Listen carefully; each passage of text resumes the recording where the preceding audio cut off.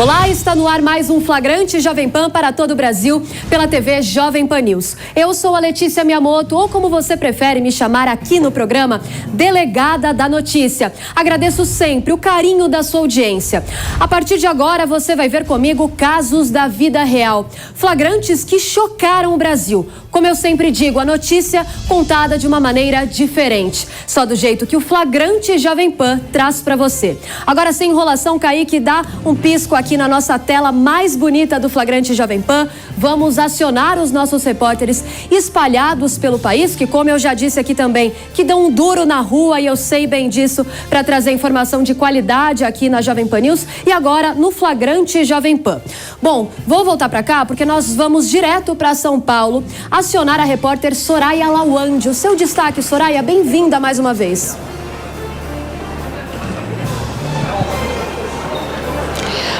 Oi, Letícia. Olha, meu destaque de hoje vem da região metropolitana aqui de São Paulo, de Mogi das Cruzes. Olha só essa história. Um jovem de 19 anos simplesmente desapareceu depois de desembarcar na cidade do Rio de Janeiro. Depois disso, a família dele não teve mais notícias, nem os amigos, nem a namorada, ninguém consegue contato com ele, o celular está desligado, todas as redes sociais desativadas, mas eu volto daqui a pouco aqui no Flagrante Jovem Pan para contar mais detalhes sobre esse caso cheio de mistérios. Combinado, Soraya, conto com a sua participação e bom trabalho por aí. Agora vamos para o Rio de Janeiro com o Rodrigo Viga. Que crime terrível por aí, hein, Viga? É isso, Letícia. Mais um crime bárbaro, chocante, que aconteceu aqui no Rio de Janeiro, dessa vez envolvendo médicos de São Paulo que vieram para participar de um congresso internacional de ortopedia na Barra da Tijuca, na zona oeste da capital. Eles estavam no momento de lazer em um quiosque em frente ao hotel onde acontece esse congresso e foram literalmente executados por homens fortemente armados. A divisão de homicídio do Rio de Janeiro está à frente dessa apuração e espera conseguir chegar aos criminosos e o que motivou a execução desses médicos essa semana aqui no Rio de Janeiro, viu, Letícia? Já já mais detalhes sobre essa barbaridade. Te espero, Viga. Bom trabalho por aí. Ainda na região sudeste, Minas Gerais, Lelis Félix traz a sua manchete, Lelis.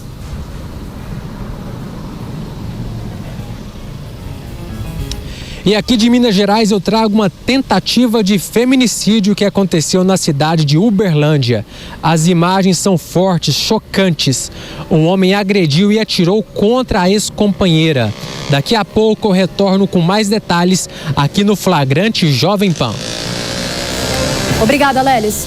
Agora é a vez da capital federal com ela, Janaína Camelo, e o seu destaque de hoje. Por favor, Janaína.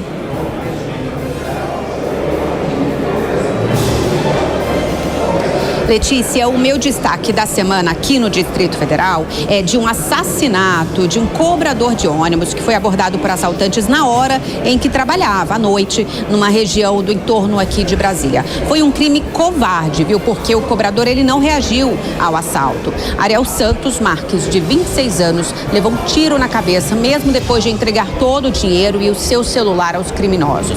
Um suspeito de atirar no jovem foi preso pela polícia e um adolescente foi detido. Já já eu volto aqui com mais informações. Letícia, com você. Combinado, Janaína. Obrigada e bom trabalho por aí. Ainda no Centro-Oeste, Mato Grosso, é com ele José Carlos Araújo. Um assalto causou prejuízo por aí, meu amigo. Bem-vindo. Exatamente, minha amiga. Olha, desta vez o palco principal dessa ação criminosa foi um posto de combustíveis em Várzea Grande, região metropolitana. A ação deste criminoso foi audaciosa e corajosa ao levar um malote com dinheiro, uma grande quantia do gerente desse estabelecimento comercial. Eu volto daqui a pouco aqui no Flagrante Jovem Pan para contar essa história. Combinado. Obrigada, José Carlos. Agora vamos dar um pulinho na terrinha. Vamos à Bahia com o repórter Flávio Lima. Bem-vindo de volta, Flavinho. Olha, Letícia, um absurdo atrás do outro aqui na Bahia. Desta vez, uma adolescente de 15 anos foi mantida em cárcere privado e foi torturada pelo seu namorado. Ele, que é membro de uma facção criminosa, cortou os cabelos da garota em tom de vingança, suspeitando que a mesma teria o traído durante o tempo em que ele esteve preso. Os detalhes eu trago já já. Com você, Letícia. Que absurdo, Flávio. Conto com a sua participação. Estamos em todos os lugares do mapa: norte, sul, leste e oeste. Santa Catarina vem com a estreante Ana Pinto, a sua manchete. Letícia, a queda do casal de trapezistas chamou atenção pelas fortes imagens do acidente registrado durante uma apresentação de circo aqui em Santa Catarina. Daqui a pouco eu volto para detalhar esse caso aqui no Flagrante e atualizar como estão esses artistas que passaram por este momento de tensão. Só digo uma coisa, o susto foi grande. Logo mais volto com mais informações. Tenho certeza, Ana. Imagino, viu? Conto com a sua participação aqui no Flagrante Jovem Pan. E o destaque do Paraná, firme e forte, sempre aqui com a gente, Tiago Amaral. O que aconteceu por aí, Tiago? Olá, Letícia. O caso que eu trago nessa semana aqui no Flagrante é de uma situação que aconteceu na cidade de Ponta Grossa, município que fica a cerca de 100 quilômetros da capital do Paraná. Lá em Ponta Grossa, um casal jovem, 22 e 23 anos, foi morto com cerca de 15 disparos de arma de fogo. E a família acredita que o casal pode ter sido morto até por engano. Mas daqui a pouquinho eu trago esse caso completo que chocou o município de Ponta Grossa. Que absurdo, Tiago. Que dor para essa família. Obrigada pelas suas informações e bom trabalho por aí. Agora, Palumbo, vem pra cá, que a audiência do Flagrante Jovem Pan gosta muito de você. Vejo sempre os comentários e hoje o programa... Eu fico muito feliz mesmo de participar. Para mim é um motivo de muita honra. Com certeza. E hoje o programa tá bom, viu? Cheio de caso aqui realmente que vai chamar atenção. Agora vamos direto para São Paulo, com um caso que ainda é cercado de mistério. Coloca as imagens aqui, Kaique, deste jovem. Olha só. Este aqui é Guilherme, de apenas 19 anos. Ele desapareceu no último dia 20 de setembro. O Guilherme saiu de casa em Mogi das Cruzes, na Grande São Paulo, e supostamente embarcou em um avião para o Rio de Janeiro. A única pessoa para quem ele avisou sobre esse desejo de ir ao Rio foi para a namorada. A família ainda tem poucas pistas e nenhuma certeza sobre o paradeiro do jovem. Soraya Lawande, existe alguma informação real sobre o Guilherme desde que ele saiu de casa e não voltou, Soraya?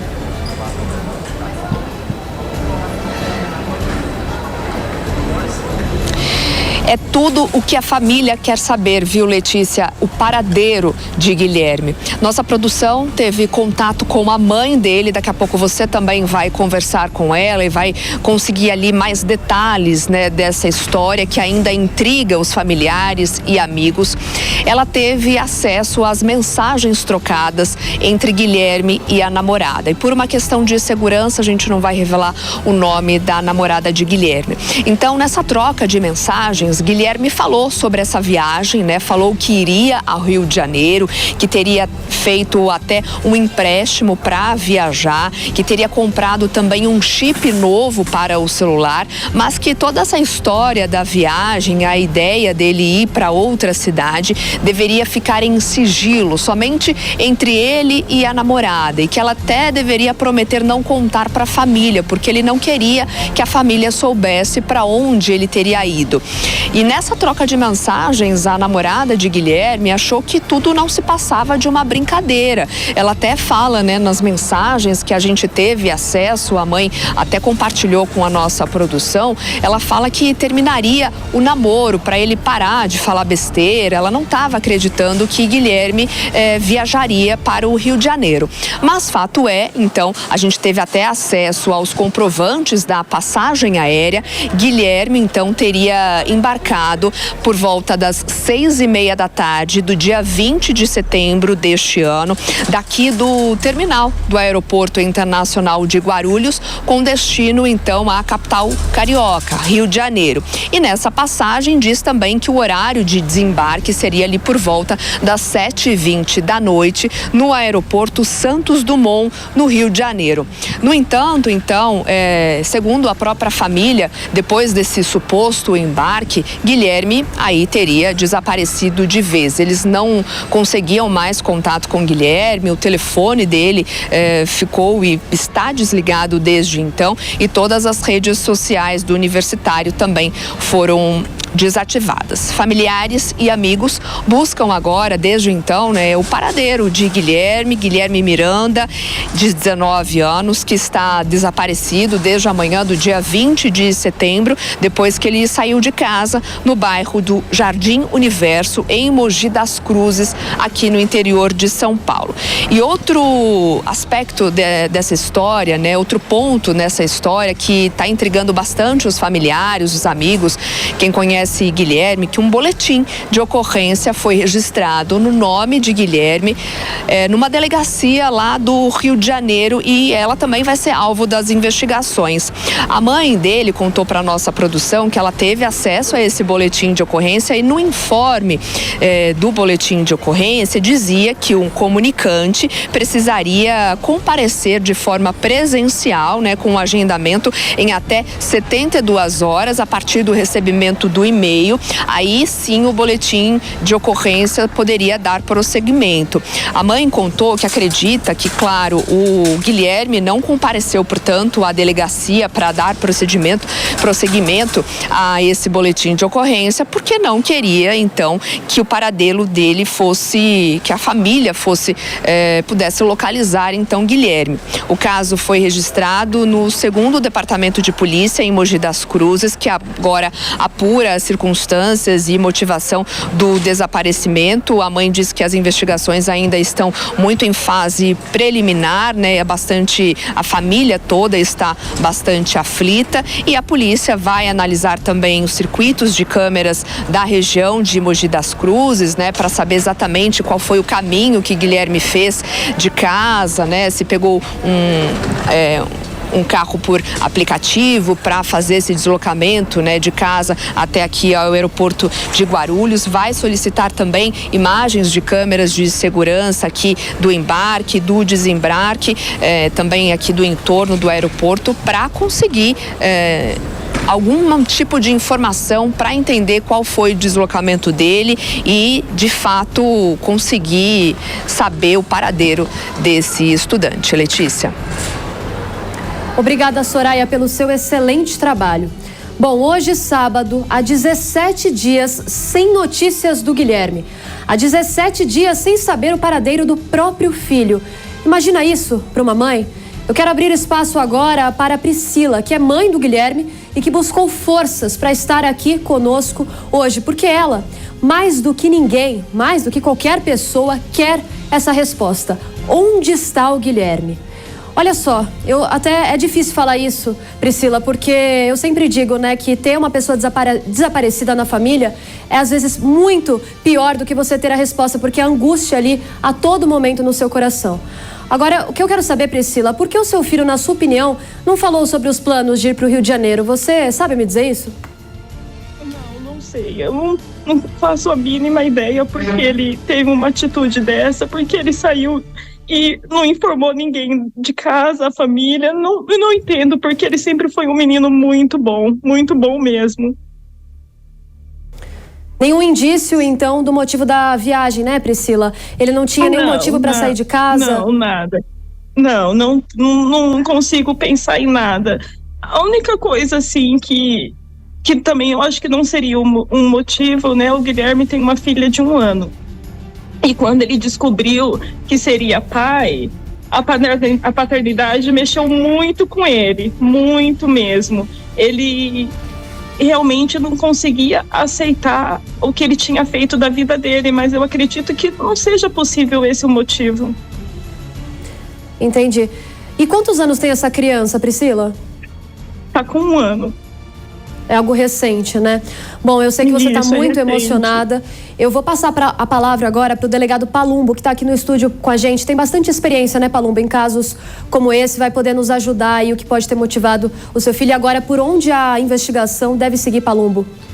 É muito importante que a polícia também do Rio de Janeiro auxilie essas investigações com a polícia de Mogi, principalmente no tocante às imagens, né? Se ele pousou no Rio de Janeiro, que se pegue essas imagens para saber se ele estava acompanhado de alguém.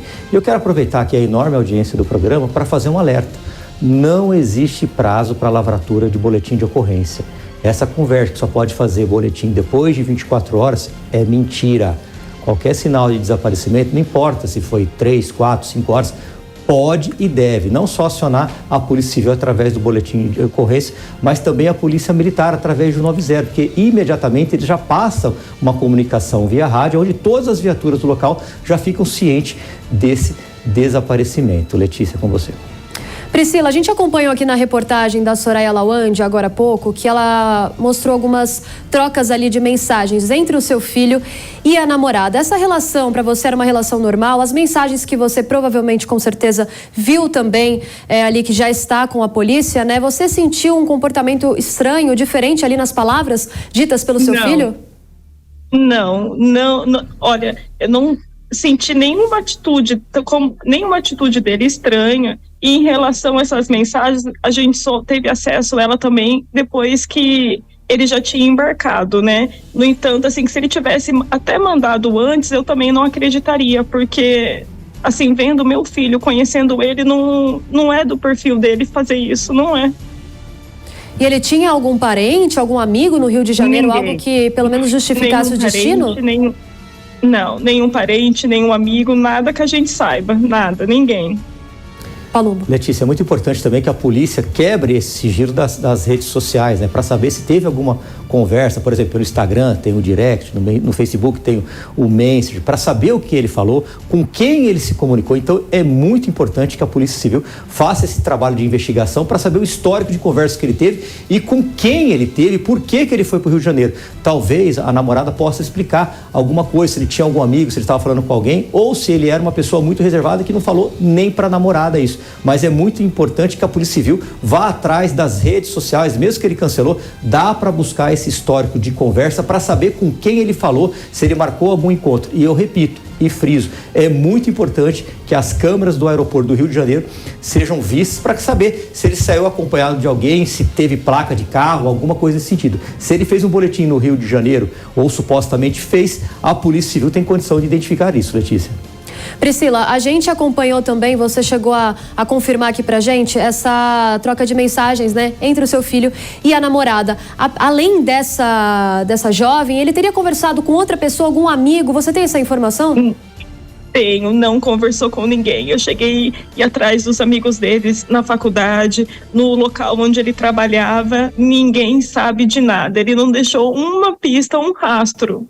Ele foi assim, quieto mesmo, ele não falou com ninguém. A única pessoa que ele tentou falar, talvez tenha sido essa namorada, mas como a namorada acabou não acreditando, ele encerrou a mensagem e acabou nem falando mais nada. E como que eram essas amizades, Priscila? Quem que era o Guilherme, seu filho? Como que você pode descrever ele pra gente? Olha, o Guilherme sempre foi um menino muito bom, muito família, menino trabalhador, sempre trabalhou desde os seus 13 anos de idade, estudava, tinha os sonhos dele, estava já estagiando na área dele. Era um menino assim como os outros, né? Sempre falava que queria crescer, que queria ser alguém na vida, que ia ajudar em casa. O vô dele faleceu, né, faz 1 ano e pouco, então sempre foi ele, eu tenho mais 2 filhas e a avó, e ele sempre falava que ia ajudar em casa, que ia honrar o nome do vô. Era um menino perfeito. Eu não tenho o que falar do meu filho, eu não tenho. Priscila, é uma pergunta difícil agora que eu vou te fazer, mas o coração de mãe, todo mundo diz, já falei aqui no programa, repito mais uma vez, não sou mãe, não tenho como dizer isso, mas eu sei que é muito difícil para você responder uma pergunta como essa, mas o que seu coração sente? Que seu filho precisou de um tempo sozinho ou que algo de ruim pode ter acontecido com ele? Olha, na minha cabeça só passa assim que foi influência de alguém. Alguém prometeu alguma coisa, alguém influenciou ele para que ele pudesse ter largado o serviço, a faculdade, a casa, a família. Deve ter alguém maliciado ele em algum aspecto. Palumbo. Olha, é muito importante também que os amigos, os familiares divulguem a foto dele nas redes sociais e façam uma corrente com compartilhamento. E você, se está assistindo o programa, viu essas imagens dessa pessoa, né, que desapareceu, desse adolescente, acabou de sair da adolescente, 19 anos, avise as autoridades policiais. Se estiver passando uma viatura, avise, faça o seu papel de cidadão do bem. Ele chegou a fazer um boletim de ocorrência, né, Priscila? Vou pedir para o Kaique, se ele tiver essas imagens, para colocar aqui novamente para gente. A polícia não deu nenhuma resposta sobre esse encaminhamento, né? Uma sinalização que o Guilherme, seu filho, deu aí para a polícia, que pode ser uma pista, né, do que teria acontecido? Sim, não, eu não soube mais de nada. Nem a natureza do boletim de ocorrência, você saberia, Priscila? Não, nada. Palumbo, costuma manter esse sigilo mesmo em casos como esse? Sim, a polícia às vezes ela trabalha com sigilo até para não atrapalhar as investigações, né? Mas com certeza o delegado vai pedir a quebra dessas redes sociais, o sigilo dessas redes sociais, para saber com quem esse garoto estava conversando, com quem ele se comunicou. Eu acredito, pela minha experiência policial, que ele não simplesmente foi lá, comprou uma passagem de avião e resolveu ir para o Rio de Janeiro sem rumo. Alguém estava esperando, como a própria mãe também acredita, que alguém convidou ele para lá, algum lugar ele foi. Então é muito importante que a Polícia Civil faça esse trabalho. Kaique, tem como vir Naum aqui com a foto novamente do Guilherme para a gente pedir ajuda das pessoas que nos acompanham aqui no Flagrante Jovem Pan? Qualquer pessoa que tenha qualquer pista, qualquer indício que possa ajudar essa mãe, a Priscila, a aliviar essa angústia no coração, pode fazer a denúncia tanto para a polícia, né, Palumbo, de forma anônima, ou também aqui pelo contato no próprio programa. Pode também trazer essa informação, a gente vai ajudar, ter esse contato com a Priscila, passar, se preciso, para a polícia, para ajudar a esclarecer esse caso, né, Palumbo? Exatamente, porque essas pistas são muito úteis. Sim, é muito importante entrar em contato através das redes sociais, ligar o 90 e que não se faça o trote, né? Porque tem muita gente maldosa que acaba fazendo trote, querendo aplicar golpe em quem já está sofrendo, falando que pode passar uma informação mediante o pagamento de algum valor, alguma espécie em dinheiro. Não faça isso. Tem uma mãe sofrendo, poderia ser o seu parente, poderia ser o seu filho ou alguém da sua família. Priscila, olha, eu garanto aqui para você que, como eu disse, né, eu não consegui imaginar essa angústia, mas eu garanto que a gente vai continuar acompanhando este caso. Eu espero do fundo do meu coração que a gente mostre aqui no Flagrante Jovem Pan o reencontro de vocês, que dê tudo certo, que a gente consiga ajudar a aliviar essa angústia no seu coração, viu? Que ele consiga também ver essa reportagem, né? Que ele pelo menos ligue para a família para falar que ele tá bem. A gente só quer saber que ele tá bem, pelo menos, que ele tá vivo, que ele tá bem. É só isso que a gente quer saber, uma informação dele, que ele fale alguma coisa pra gente. Com certeza. Se o próprio Guilherme ou qualquer pessoa, como eu já disse e repito, qualquer pessoa que tenha uma informação, qualquer informação, pode nos passar aqui pelo número do nosso programa, do Flagrante Jovem Pan, ou também de forma anônima para a polícia. Muito obrigada, Priscila, pela sua participação aqui no programa, e que Deus conforte o seu coração nesse momento de angústia e que a gente consiga mostrar esse reencontro de uma forma muito alegre, muito feliz aí, que termine tudo bem para sua família, viu, Priscila? Se Deus quiser. Obrigada. Bom, vamos voltar agora à capital carioca, porque nessa semana 3 médicos foram mortos a tiros e um quarto foi baleado. Vamos chamar novamente o repórter Rodrigo Viga para nos dar os detalhes desta tragédia. Viga. Exatamente, Letícia. Mais um caso bárbaro, chocante, envolvendo violência, criminalidade no Rio de Janeiro e mais uma vez na Barra da Tijuca, uma área nobre dos chamados emergentes na zona oeste da capital. Médicos de São Paulo foram executados por bandidos fortemente armados. Eles estavam em um quiosque, conversando, bebendo no horário de lazer, quando foram surpreendidos por esses homens. Nós temos imagens que mostram eles chegando, são 3, em um veículo branco, descem do carro já atirando, já disparando, o que é uma indicação clara de que foi um assassinato, foi uma execução. Nenhum pertence desses médicos foi levado. Estavam nesse quiosque na Barra da Tijuca, na zona oeste da capital, Marcos de Andrade Corsato, de 63 anos de idade, Perseu Ribeiro de Almeida, de 33 anos de idade, e Diego Ralph Bonfim, de 35 anos de idade. Esses 3 morreram, além de outro médico, Daniel Proença, que foi levado para o hospital, assim como o Diego. O Diego ficou gravemente ferido e acabou não resistindo.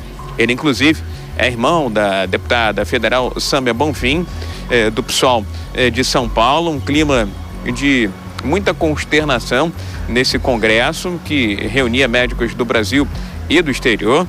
Está reunindo médicos do Brasil e do exterior para falar de pé, mão, de ortopedia de uma maneira geral. A Polícia do Rio de Janeiro já está de posse dessas e de outras imagens, ouvindo depoimentos, fazendo oitivas para tentar chegar ao paradeiro desses criminosos e principalmente saber o que motivou essa execução dos médicos de São Paulo no quiosque na Barra da Tijuca, na zona oeste do Rio de Janeiro.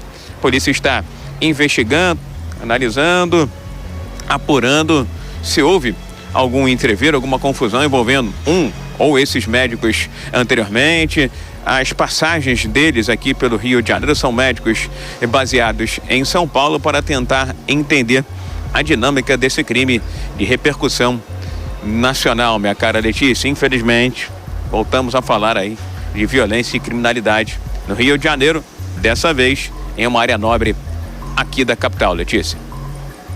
Muito obrigada pelas suas informações, Viga, e excelente trabalho por aí. Kaique, tem novamente a foto dessas pessoas que foram baleadas? Isso. E também tem um vídeo, né, que mostra o momento em que eles foram atingidos ali. Olha, a gente consegue perceber, Palumbo, que eles estavam já no bar, tranquilos ali, não esperavam, claro, né, que isso fosse acontecer. Momento de lazer, né? Exato, no momento de lazer. E o vídeo, a imagem é muito forte, tem um blur, né? A imagem tá borrada justamente porque aparece o momento em que eles são baleados.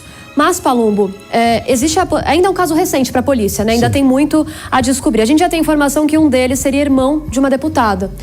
Possivelmente uma execução como vingança a ela ou a um deles ali, e todos acabaram sendo baleados no momento, ou eles já eram alvos, todos ali? Olha, tá muito prematuro ainda pra gente dizer qualquer coisa, né? Seria leviano da minha parte falar sem conhecimento de investigação, o que está acontecendo, como que a Polícia Civil está investigando, falar que isso tem a ver com a deputada, né? Mas isso cabe à Polícia Civil do Rio de Janeiro. Mas o que eu posso dizer é que, infelizmente, a violência está desandada em todo o país, lamentavelmente. E os estados da Bahia e do Rio de Janeiro são os que mais sofrem com essa onda de homicídios de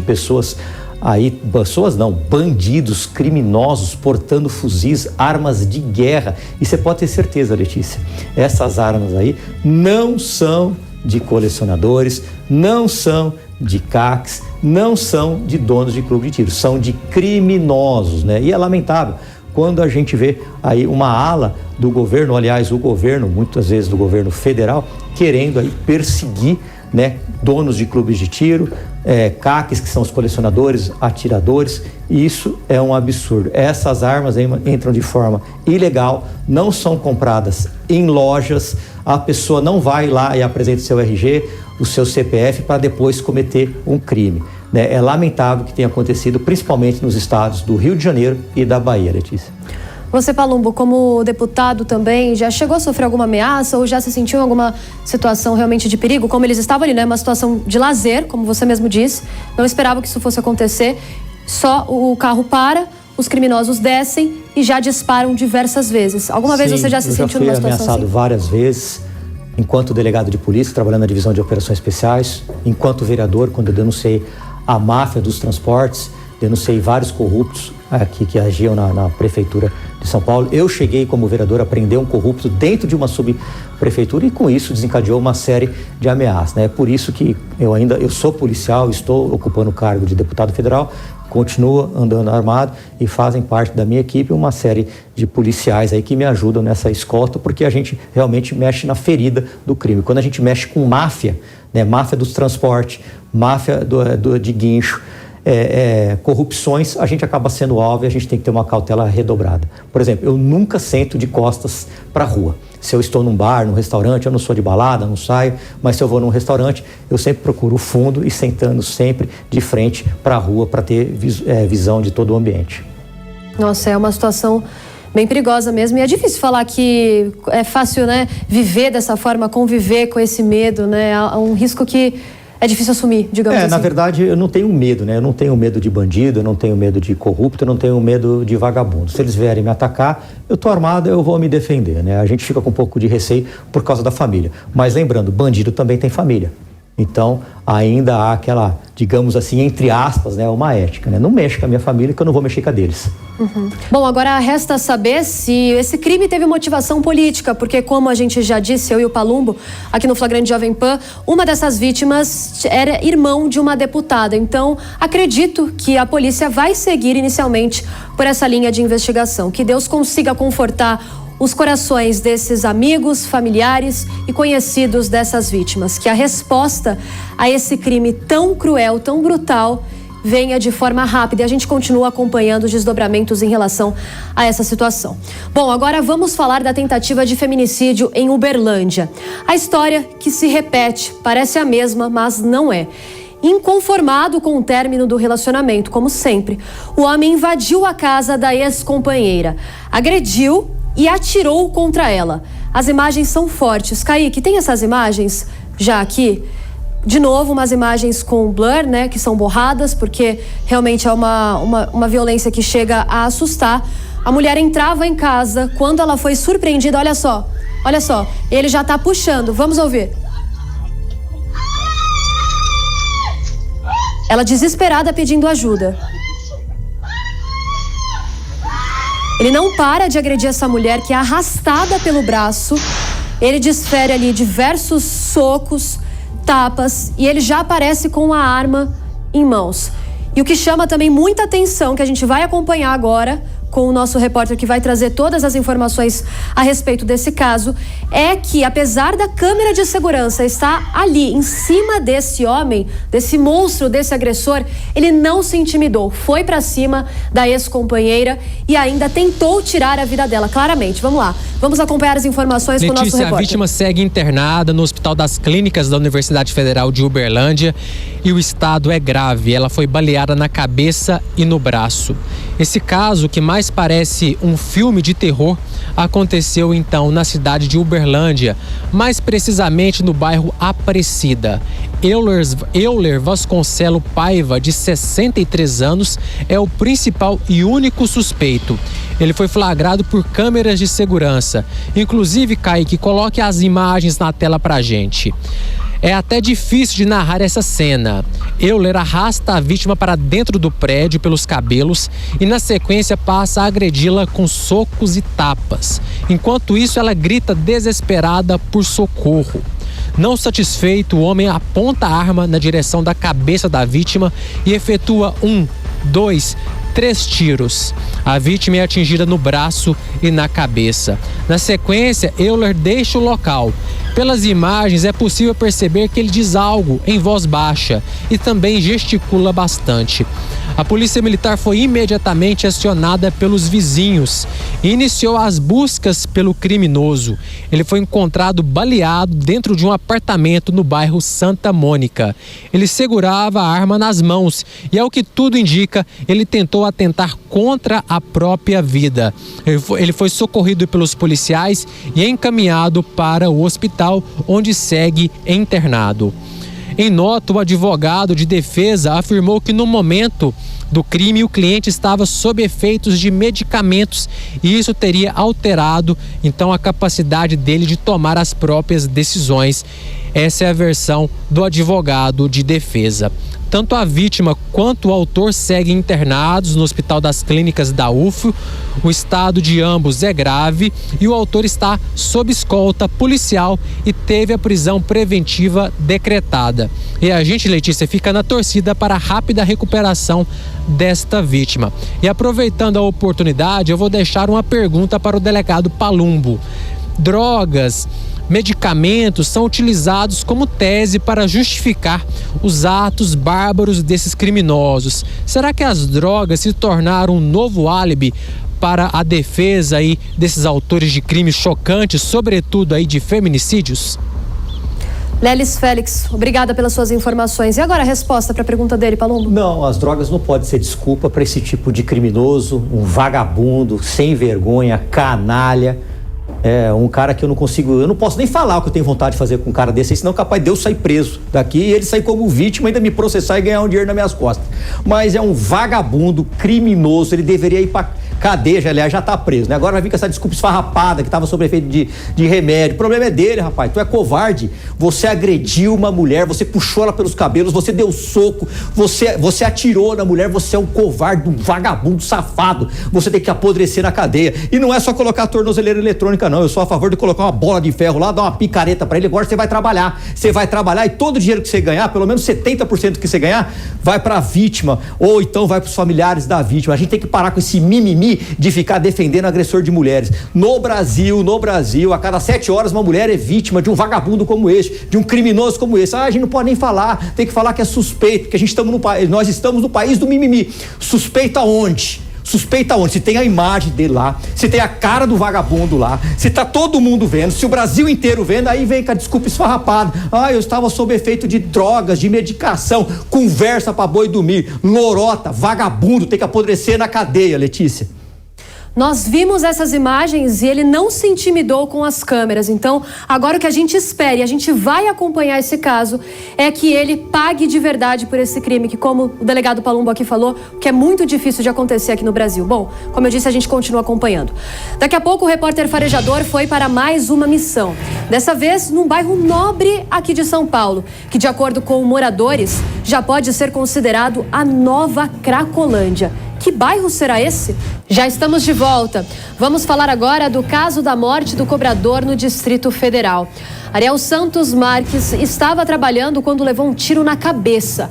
Morreu mesmo sem reagir ao assalto. Eu vou acionar novamente a Janaína Camelo. Janaína, esse foi um dos casos que mais repercutiu na semana aí na capital federal, Janaína? Exatamente, Letícia, repercutiu bastante, viu? Porque foi um crime muito covarde. Ariel Santos Marques, de 26 anos, ele estava trabalhando quando foi assassinado. Ele era cobrador de ônibus e no momento do crime fazia uma viagem à noite entre as cidades do Riacho Fundo 2 e do Recanto das Emas, que é uma região do entorno aqui do Distrito Federal, tá? Foi quando os criminosos entraram no ônibus e anunciaram o assalto. O transporte não estava cheio, ele tinha por volta de 10 passageiros, segundo a polícia. E, de acordo com os relatos das testemunhas, o Ariel estava com os fones de ouvido do celular e cochilando e não percebeu o exato momento que os assaltantes entraram no veículo. Então, ele foi agredido neste momento pelos assaltantes que já exigiam aí o dinheiro do caixa. Imagens da câmera de segurança do ônibus, inclusive, mostram toda a ação dos assaltantes. Ariel atendeu ao pedido, entregou o dinheiro do caixa e até o celular dele. As testemunhas dizem que nessa hora, mesmo com dinheiro, os criminosos gritaram para um dos comparsas que estava armado, exigindo que ele atirasse no cobrador, no Ariel. As imagens mostram nessa hora Ariel tentando até proteger a cabeça com os braços, mas não adiantou, né? Ele levou um tiro na cabeça e morreu na hora. Os assaltantes então eles desceram do ônibus e fugiram. Bom, Letícia, minutos antes do assalto, o que comoveu bastante quem acompanhou esse caso aqui em Brasília, o Ariel, ele postou um vídeo nas redes sociais com imagens bem bonitas aí de ondas batendo no mar, nas pedras e com uma música de fundo, de despedida, que dizia, abre aspas, adeus camarada, adeus que eu já vou embora, fecha aspas. Um dia após o crime, rodoviários da empresa Planeta, que é a empresa viária que Ariel trabalhava, fizeram um protesto cobrando mais segurança no transporte. Eles organizaram uma paralisação que afetou algumas linhas de ônibus aqui no Distrito Federal. Bom, quanto aos criminosos, a polícia apreendeu um adolescente e um segundo suspeito foi preso, que é o homem acusado de ter efetuado o tiro que matou Ariel. A polícia chegou até ele por meio de uma denúncia anônima. Um terceiro homem que teria participado do crime ainda está sendo procurado. É, Palumbo, um dos casos mais revoltantes aí da semana e a gente continua acompanhando os desdobramentos em relação a essa situação. Bom, agora de volta com o caso da jovem de 15 anos que era mantida em cárcere privado e era torturada. Pelo que tudo indica, a adolescente mantinha um relacionamento com o criminoso. Meu amigo Flávio, bem-vindo de volta. E que caso terrível esse que você traz pra gente? Exatamente, minha cara Letícia. Um homem de 22 anos foi preso pela Polícia Militar na cidade de Feira de Santana, aqui na Bahia, após ter torturado e mantido em cárcere privado uma adolescente de 15 anos. A delegada do caso, doutora Claudine Passos, afirmou que o suspeito foi preso em flagrante após ter gravado e publicado um vídeo cortando os cabelos da adolescente. O vídeo viralizou na internet. Equipes policiais foram acionadas, encontraram a jovem e prenderam o agressor em flagrante delito. A delegada explicou, Letícia, que o agressor pertence a uma associação criminosa ligada ao tráfico de drogas. Ele também é acusado de ter praticado um duplo homicídio há 2 anos atrás, num hotel nos arredores da rodoviária, mas foi solto há cerca de 3 meses. A delegada relatou ainda, Letícia, que trata-se de um crime passional, pois o agressor teria afirmado que tudo aconteceu porque quando ele esteve preso, a mesma teria lhe traído, mantendo relações sexuais com um outro homem e que, inclusive, também teria gravado vídeos. Segundo informações, Letícia, ele e a adolescente tinham um relacionamento amoroso. No vídeo compartilhado nas redes sociais, como você está vendo agora, é possível ver a hora em que a jovem teve os cabelos cortados pelo agressor. O crime aconteceu no bairro de Conceição. Conforme a polícia, ele compartilhou o vídeo como uma maneira de alerta para outras mulheres, como um ato de disciplina. Pelo crime contra a jovem, ele foi apresentado na Delegacia Especializada de Atendimento à Mulher, a DEAN, e permanece preso. Já a adolescente foi ouvida, acompanhada do seu responsável, como testemunha. Da Bahia, Flávio Lima, para o Flagrante. Obrigada pelo seu excelente trabalho, Flavinho. Bom ter você de volta aqui no Flagrante Jovem Pan, viu? Um beijo no seu coração. Palumbo, esse caso, ele postou nas redes sociais ali como uma forma de aviso? Por que eles costumam fazer isso? Porque sabe que não vai acontecer nada. Nós estamos no país que se defende criminoso, que se defende vagabundo. E no crime, Letícia, não tem audiência de custódia não, viu?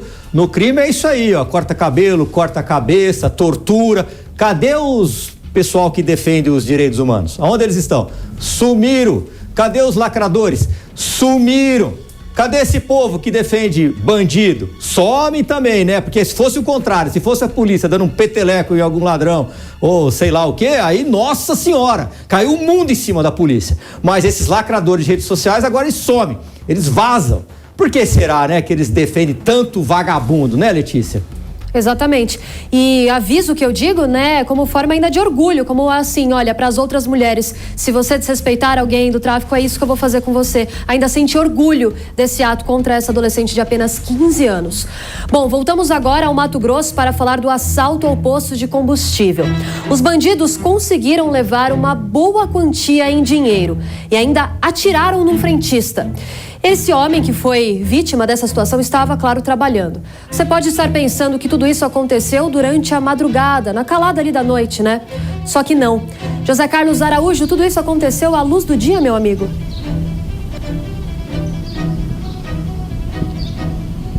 Isso mesmo, Letícia, a ação em plena luz do dia desses 2 criminosos. Um deles armados com um revólver, de acordo com as vítimas.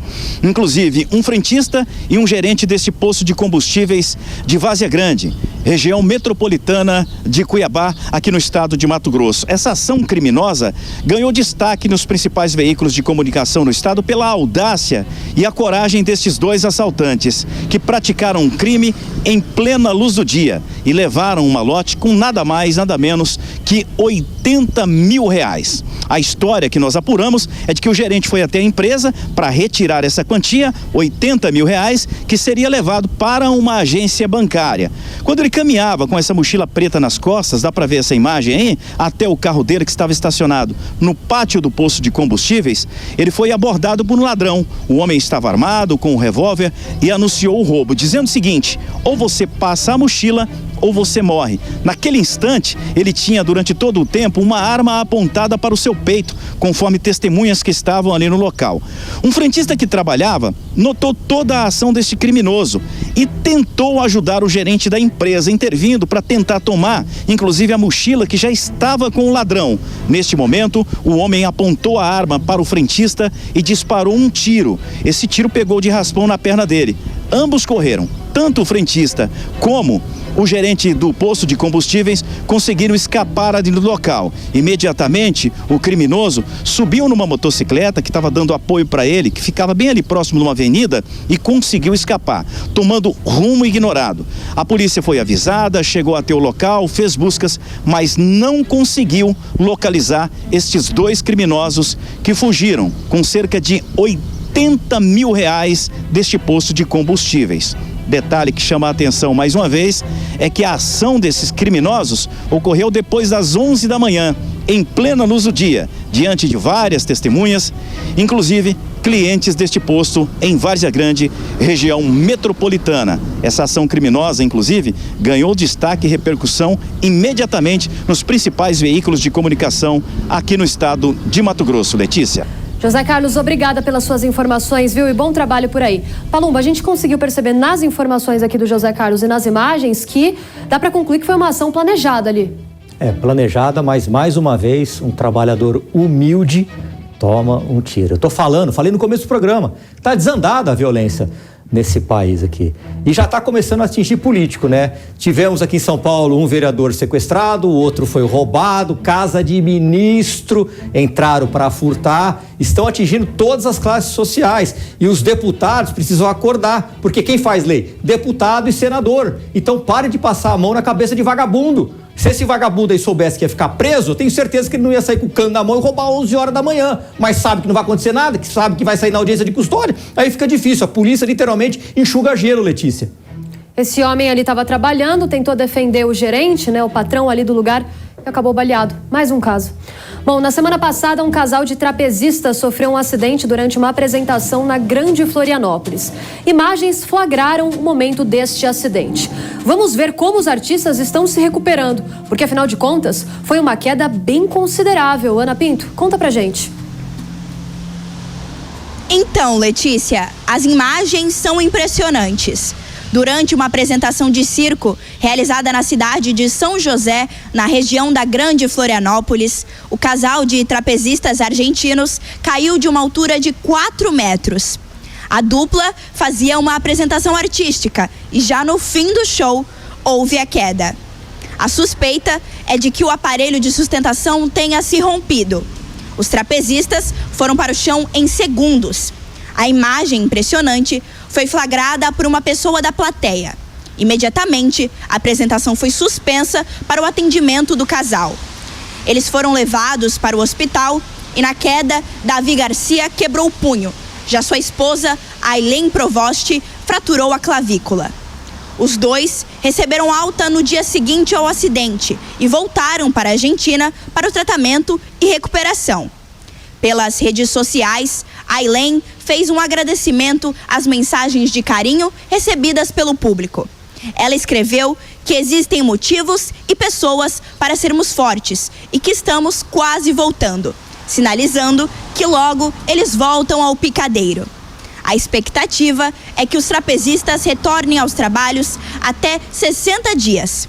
A administração do circo informou que a estrutura possui as licenças e autorizações para o funcionamento, além de contar com uma equipe técnica e pessoal treinadas para oferecer os primeiros socorros. O motivo da queda ainda está sendo investigado. Ainda bem que não passou de um susto e que os trapezistas não sofreram algo mais grave, né, Letícia? De Joinville, Santa Catarina, para o Flagrante, repórter Ana Pinto. Ana, muito obrigada pelas suas informações e, mais uma vez, parabéns pela sua estreia aqui no programa. Palumbo, profissão arriscada, né? Perigosa. É uma fatalidade, né? Mas cabe investigação também, né? Para saber se alguém ali foi negligente na hora de montar esse aparelho, porque afinal de contas, 2 pessoas se machucaram, né, Letícia? Bom, nós vamos voltar com o Thiago Amaral, do Paraná, com o caso dos jovens que foram encontrados mortos dentro de casa. Eles foram assassinados enquanto dormiam. Thiago, a polícia tem uma linha de investigação já?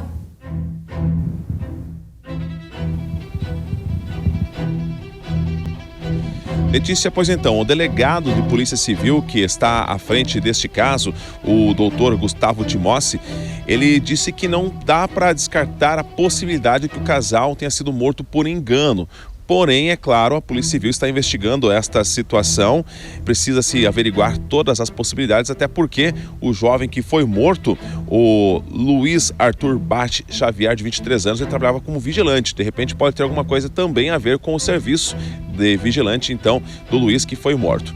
Para você, então, entender toda essa história que aconteceu, o crime aconteceu no último sábado, no bairro chamado Oficinas, na cidade de Ponta Grossa, no Campos Gerais. Luiz Arthur Basti Xavier, de 23 anos, e a Rubiane Aparecida Mar, de 22 anos, eles foram mortos com marcas de tiro na própria cama. Segundo informações, a Polícia Militar foi acionada após vizinhos ouvirem disparos de arma de fogo. E ao chegar no local, a polícia encontrou a casa arrombada e o casal já morto, então com cerca de 15 disparos de arma de fogo. Não dá para saber exatamente quantos tiros cada um levou. Essas 15 cápsulas foram encontradas pela Polícia Militar, que acionou assim os demais órgãos competentes, como a Polícia Científica e também a Polícia Civil. Segundo o delegado Timossi, a residência foi arrombada e pela forma que estavam os corpos então do casal, eles não tiveram qualquer chance de defesa. Eles foram literalmente executados enquanto dormiam. Essas 15 cápsulas de balas, então, elas foram recolhidas para passar por perícia. E nas redes sociais, amigos e parentes lamentam, então, esse assassinato cruel que aconteceu lá em Ponta Grossa. E pessoas próximas ao casal disseram que eles eram muito tranquilos e amigáveis. O Luiz trabalhava como vigilante e estava se preparando para fazer um concurso para o Corpo de Bombeiros. Já a Rubiane, ela trabalhava como caixa numa loja e fazia também faculdade de administração à distância. E a família acredita que foi uma fatalidade, foi um erro. Segundo o pai do Luiz, ele disse que as pessoas erraram a casa, erraram as pessoas, confundiram o casal com algum outro atrito que possivelmente os autores puderam ter. E detalhe, uma testemunha afirmou que momentos antes do crime foi avistado um veículo de cor escura com 2 indivíduos. E esses 2 indivíduos são suspeitos deste crime que aconteceu em Ponta Grossa. E claro, toda essa situação está sendo agora investigada por parte da Polícia Civil. Até o presente momento, ninguém foi preso, mas o trabalho de investigação segue por parte dos policiais. Letícia. Obrigada pelas suas informações, Thiago. Que caso terrível, que tragédia e que mistério agora para a equipe de investigação, né? Nesta semana, o repórter farejador foi para mais uma missão. Desta vez, num bairro nobre de São Paulo, conhecido por suas belas casas. Mas acredite se quiser, muitas denúncias chegaram pra gente aqui no Flagrante Jovem Pan de que esse bairro de alto poder aquisitivo já pode ser considerado a nova Cracolândia. Será mesmo? Repórter farejador, que bairro é esse que você foi? Você teve dificuldade em se filtrar aí entre esses usuários? Olá, tudo bem? A você, a todos, ao delegado. É um pouco complicado, sim, Letícia, porque, com todo respeito aos colegas, faz uma foto e conta a historinha. A gente vai lá, o flagrante vai lá. Então eu fui lá, me infiltrei e aí você encontra, né? Delegado, você encontra a parede ali que você puxa e sai drogas, você encontra pessoas vendendo o corpo, traficando, quer dizer, não são simples moradores de rua, moradores em situação de rua. Sem spoiler então, viu, farejador? Vou ter que ir direto aqui pra reportagem. Vamos lá? Conferir mais essa exclusiva? Vamos lá, pode rodar. Campo Belo, bairro nobre da zona sul de São Paulo, antiga Avenida Águas Espraiadas e atual Dr. Roberto Marinho. Futuro metrô linha Ouro 17, que por sinal está parada. Mas tantas mudanças parece que não surtiram efeito. O que antes com as favelas e o tráfico de drogas acabou causando confrontos e desocupação para a nova avenida e o metrô, hoje já está seguindo os moldes atuais. Pequenas cracolândias espalhadas pela avenida, meio aos prédios de alto padrão. Diante das denúncias e poucas informações, fomos até o local para sentir como está lá realmente. Primeiro, já sabemos que o metrô está com obras paradas. Com isso, o canteiro central vira local de descarte de lixo e uso de drogas. Logo encontro usuários. O momento é tenso, mas é necessário. Continuamos e nos deparamos com várias pequenas comunidades, ainda que nas praças. Acompanhem. E continuamos a nossa constatação. Além das provas, como pinos de cocaína e nas paredes buracos onde as drogas são escondidas. Então conversamos com um comerciante da região. Meio desanimado, ele sabe bem dos problemas antigos e dos atuais. Bom, essa avenida virou o que era antes. Tava dando uma volta e só tem crack, cocaína, prostituta. E antigamente, não sei se você conhece aqui, mas antigamente tinha pra caramba uma favela gigante. Ela tá diminuindo devagarzinho. Então, depois de passar por vários locais e relatar a ausência total de uma ação governamental, encontro uma usuária de crack e prostituta. Ou seria uma sobrevivente? Ela pergunta se eu quero a droga. Porque você quer? Tem aí? Você quer? Cocaína? É. Quanto tá? De 10, 25. Essa grana que eu tô aqui é 50, pra trocar aqui não vai ser nada. Vamos comigo? Nossa. E é da boa mesmo ou é... Eu não cheiro pó, mano. Tá, só crack, né? Fumo crack. Você quer ir comigo lá comprar? Eu vou dar mais um rolezinho aí que eu preciso dar. Comer alguma coisa. Tem R$5 trocado, não? Não, se tiver, sorte. Tem R$5. E rola o programa também? Rola, depois que eu tomar um banho. Mais tarde eu volto e confirmo o uso de drogas. Até quando vamos ver esta situação? Ou seja, vão ficar no centro de São Paulo ou nos bairros de poder aquisitivo maior? Afinal, o que mudou? Tiraram as favelas, mas não os moradores de rua e nem os usuários, porque o lugar é o mesmo. Repórter farejador para o programa Flagrante. Que triste isso, farejador. Agora, olha, bem rapidinho porque a gente está sem tempo, mas a gente conseguiu falar com a prefeitura a respeito desse caso? Sim, falei com a Secretaria de Segurança Pública. Eles normalmente tomam as devidas providências, juntamente ao acolhimento das pessoas, mas o problema é como o delegado fala, enxugar gelo, né? Com certeza. Muito obrigada pelo seu excelente trabalho. Como eu sempre digo, conto com a sua participação aqui no próximo sábado, viu, farejador? Bom trabalho por aí. Obrigado. Palumbo, também vou me despedir de você. Sempre um que o nosso prazer, tempo uma honra. acabou. Muito obrigada pela sua participação. Eu que agradeço. Foi ótimo. Sempre uma honra. E a gente conta também com a participação do nosso telespectador, que, como eu disse no início, gosta Exatamente. muito aqui de você, para que nos envie casos que considere aí relevante, qualquer flagrante. Mande para o número que aparece aí na sua tela se você presenciou qualquer situação que merece ser compartilhada. Também pode enviar nas minhas redes sociais ou nas redes sociais do Palumbo. Meu Instagram é @aleticiamiyamoto, Miyamoto com Y, e o do Palumbo? @delegado Palumbo. É isso. Conto com a sua participação semana que vem. Como eu disse, junto. Palumbo, obrigada pelo carinho da sua audiência. Continue na programação da Jovem Pan News e até sábado que vem. Tchau.